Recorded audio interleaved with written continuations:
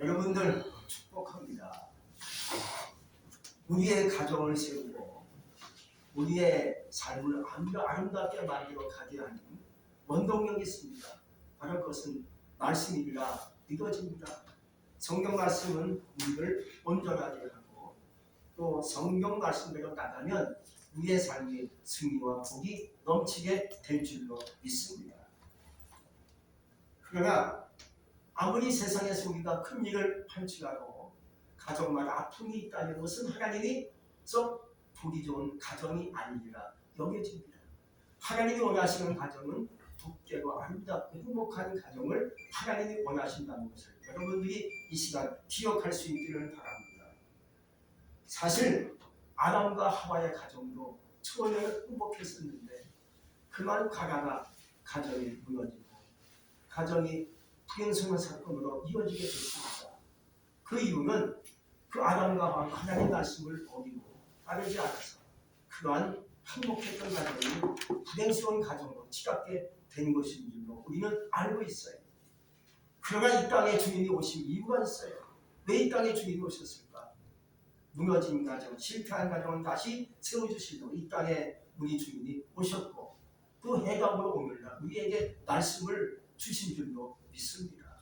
여러분의 사정, 여러분의 가정, 여러분의 모든 형편과 모든 여러 가지 상황을 주님이 아실 것입니다. 그러나 이제는 예수님께 맡기고 하나님을 섬기면서 복되고 아름다운 가정이 되시기를 기원합니다. 그리고 오늘 말씀에 보면 이제 왜 하나님께서 가정을 아름답게 만들어 주시려고 그렇게 하시는 것인가? 가정이 그만큼 중요하다는 것입니다. 가정이 중요하니까 그 가정의 가장 중요한 초점을 말씀해 주고 있는데 바로 그것은 부모와 자식 간의 관계를 말씀해 주고 있어요. 자녀들은 부모를 공경하고 또한 부모는 자녀들을 잘 믿음으로 양육하는 가정만이 이 땅에 살면서 주님이 원하시는 가정이 될 수 있는 길로 갈 수 있다는 거예요. 우리는 그러므로 하나님이 원하시는 가정, 하나님이 원하시는 부모님, 하나님이 원하시는 자녀가 될 수 있기를 기원합니다. 그럼 자녀들은 먼저 어떻게 하라고 오늘 말씀해 주고 있을까요? 부모를 먼저 공경할 것을 우리 하나님께서 말씀해 주고 있어요.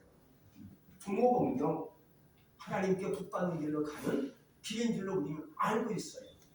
우리 그러므로 알지만은 오늘 말씀 다시 여러분들이 되시면서 하나님께서 원하시는 그 길로 실천하며 나갈 수 있기를 바랍니다. 중국에 세 아들을 둔 자오 측천이라는 아버지가 있었다고 해요. 그는 세 아들을 위하여 가르치고 먹이고 부양하기 위해서 도시로 나가서 열심히 일을 합니다. 내를 가족에게 돈을 꼬박꼬박 붙여가면서 가정을 위해서 애를 쓰며 노력하며 일하며 그렇게 애를 썼지요. 세월이 흘러서 그 아버지가 노인이 됐습니다. 꽤 많은 재산을 모았어요. 열심히 일하다 보니까. 그래서 이제는 은퇴를 해야겠다 하고 나이가 먹고 이제 힘이 없으니까 은퇴를 하기 위해서 고향으로 내려오게 됩니다. 그런데 그는 아들의 효심을 테스트하기 위해서 아주 일부러 거짓골로 만들어서 거짓골로 이렇게 옷을 입고 제일 큰 아들 집을 방문합니다. 그래서 방문하면서 나가기를 야 아들아 내가 왔다. 내가 그동안 열심히 일했지만 사업이 폭삭망했어. 나중에 내가 지금 거지가 됐어. 거지가 됐어. 나를 좀 받아주고 응?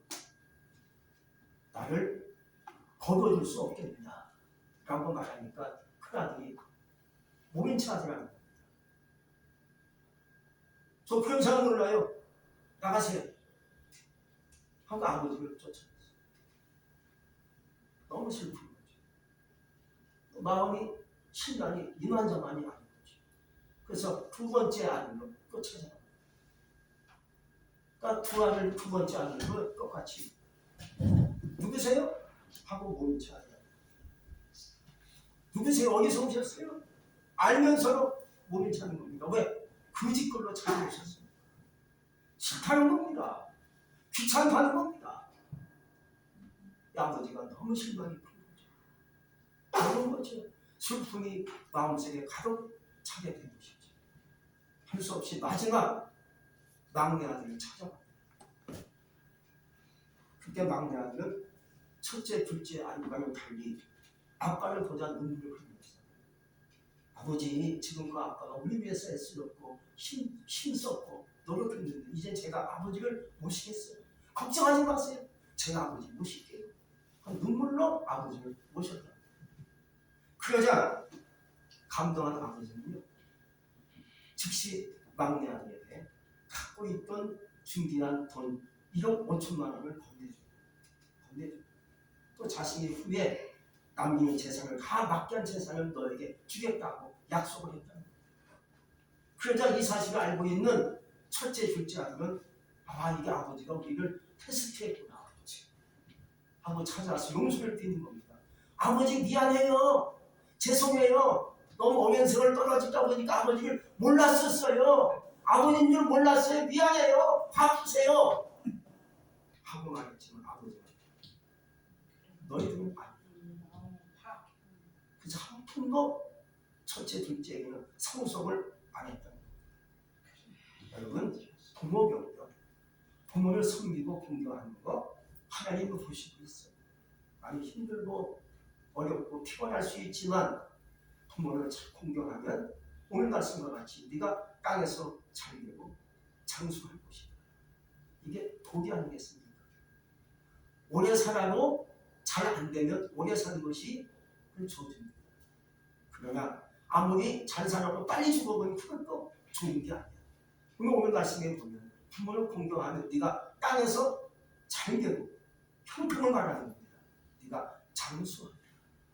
얼마나 좋은 말씀이겠습니까? 이 부모 공경이 이 축복이 되는 겁니다. 이제 다음으로는 부모는 자녀를 어찌해야 된다. 오늘 말씀해 주고 있을 거예요. 첫째는 자녀들은 노엽게 하지 말라고 말씀해 주고 있어요. 이것은 자녀들에게 짜증내고 화나게 하지 말라는 거예요. 자녀들을 막다른 골목으로 몰고 가지 말라는 거예요. 좀 더 구체적으로 말씀드리면 이렇습니다. 명확하지 않은 기준을 가지고 야단치면 안 된다는 거죠. 예상할 수 없는 징계를 하면 안 된다는 거죠. 그리고 균형 있는 그러한 책망을 하면 안 된다는 거죠. 항상 어디서든지 균형 있게 야단치는지 훈계해야지, 균형이 없어 질서가 없이 무조건 야단치고 욕하면 이건 자녀를 노엽게 하는 일이 될 수밖에 없다는 것이죠. 어떤 아버지는요, 밖에서 기분 나쁘고 또한 속상한 게 생기는 집에 와서 아프고 마누라를 잡아, 애들을 잡아, 애들을 야단치고 아프고 이런 아버지가 오늘날 많이 있어요. 왜 자녀가 아프게 대상이 될 수밖에 없는 것입니까? 그러면 안 되잖아요. 그래서 오늘 하나님께서 말씀하기를 자녀들은 노엽게 하지 말고 감정을 가지고 한마디로 자녀들을 잔소리하고 큰 소리 치면 안 된다. 두 번째는요, 자녀를 훈계로 양육하라고 얘기하십니다. 자녀들에게 조금만 항상 할 수는 없잖아요. 그러나 때로는 훈계가 필요합니다. 말씀에 비춰봤을 때 기도해 보니까 예배를 드리다 보니까 우리 자녀가 조금 뭔가 문제가 있으면 말씀을 가지고 훈계하고 양육하는 것이 올바른 지침인 줄로 믿습니다. 히브리서 12장 10절 11절에 보면 이렇게 말씀이 나와 있습니다. 훈계는 우리를 유익하게 한다라고 얘기하고 있어요. 훈계로 키운다는 것이 어떤 말이겠습니까? 자녀를 사랑하는 마음을 가지고 적절하게 교육을 하라는 겁니다. 사랑하니까 내가 말하는 것도 교훈이 되는 것입니다. 아름다운 말로 우리 아이들을 책망할 수 있는 것입니다. 그런데 사랑하지 못하면 내가 하는 책망이 고깝게 들립니다. 내가 책망하는 잔소리가 잔소리같이 느껴지는 거예요. 왜 자녀들이 덧나지? 기분 나쁜 거지. 그러나 내가 진정 사랑하면 내가 자녀들한테 야단치고 해도 자녀들은 그 사랑이 전달되니까 의당이 그 나에게 야단치는 거 곱게 받아들일 수 있고요. 그대로 받아들여서 아버지, 어머니 잘못했어요 하고 그렇게 아름다운 가정이 될 수가 있는 거예요. 우린 그런 거 먼저 하나님께로 자녀들을 인도하는 거예요. 신앙을 양육하는 거예요. 할 수 있을 때 해야 되는 거예요. 세상의 유산은 죽을 때 나눠주고 이렇게 해서 베풀지만 신앙의 유산은 함께 있을 때 보고 듣고 해서 신앙이 세워지는 것이 신앙의 유산인 줄 믿습니다. 시청과 교육을 하라는 거예요. 나중에 죽을 때 예수 잘 믿어라 이러면 안 되는 거죠. 현재 내가 예수 믿으면서 우리 아이들에게 내 신앙을 보여주고 말해줬어. 시청과 교육을 해서 그 아이들이 나를 보고 우리 엄마 아빠가 참 믿음이 좋구나. 나도 그런 믿음을 가져야지 하고 그 믿음을 줄 수 있는 자가 되셔야 된다는 거죠. 저는 어려서부터 우리 어머니의 울면서 기도하는 모습을 보고 성장을 했습니다. 항상 보면 방에서 울면서 기도해요. 학교 갔다 오면 기도하고 계시고 저는 그걸 보고 자랐어요. 아, 우리 어머님이 울면서 기도하면 또 기도하니까 그것이 이루어지네 하고 제가 실제 느끼고 도왔습니다. 그러다 보니까 저도 그것을 배워가지고 지금까지 평생을 기도하는 삶이 되게 된 것 같아요. 아주 값진 유산을 제가 물려받게 된 것이죠. 얼마나 감사한지 모릅니다. 여러분들은 전에 어떤 신앙의 유산을 물려주시려고 애쓰고 계십니까? 이 시간 깊이 생각하면서 내 자녀에게 어떤 신앙의 유산을 물려줄까 하고 생각하며 결단할 수 있기를 주의 이름으로 축복합니다. 한 가지만 정해놓으면 그 자녀가 한 가지 가지고 세상에 살면서 이길 수가 있고 성공할 수 있고요. 능력이 넘치는 삶이 될 수가 있어요. 기도면 기도, 믿으면 믿음, 순종은 순종. 하나만 물려줘도 된다는 거죠. 10가지, 100가지 이게 잘 안 돼요. 나는 우리 자녀에게 순종의 신앙을 물려주는 게 됩니다. 우리 자식에게 믿음의 신앙을 물려주는 게 됩니다.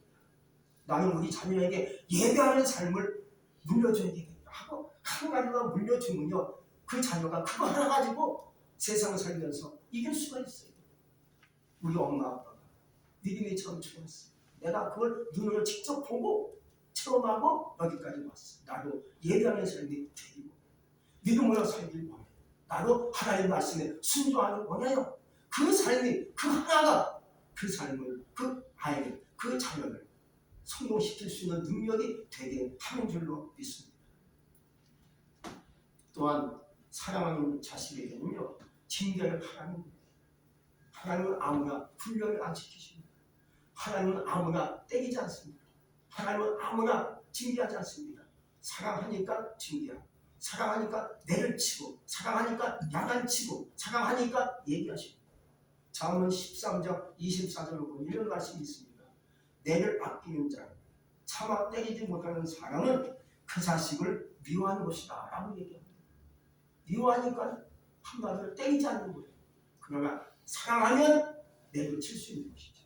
사랑하니까 야단치고 그 아이를 내가 훈계하는 거예요. 사랑하지 않으니까 내버려두는 거예요. 이게 잘못된 양육이라는 거예요.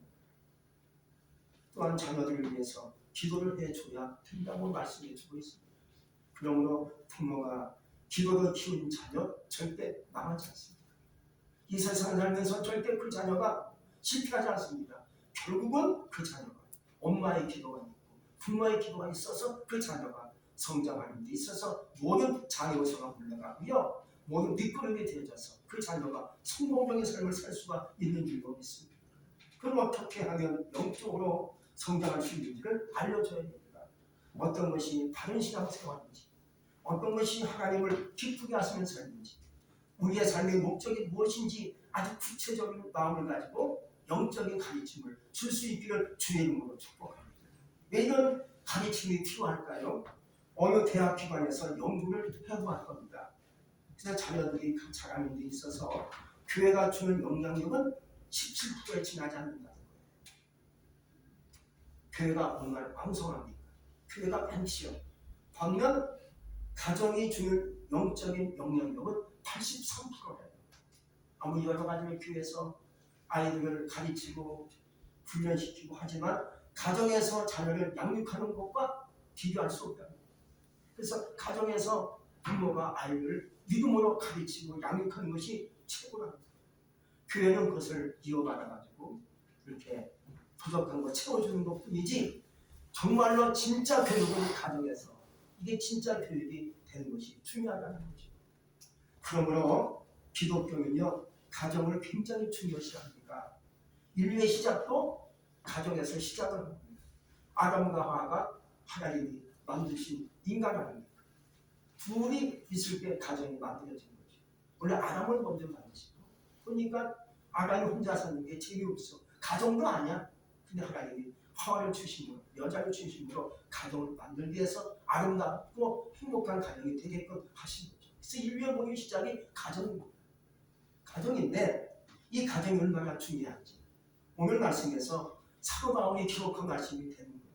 에베소서 바울이 기록한 말씀인데 이 바울은 이 말씀을 어디서 기록했습니까? 옥중에서 기록했습니다.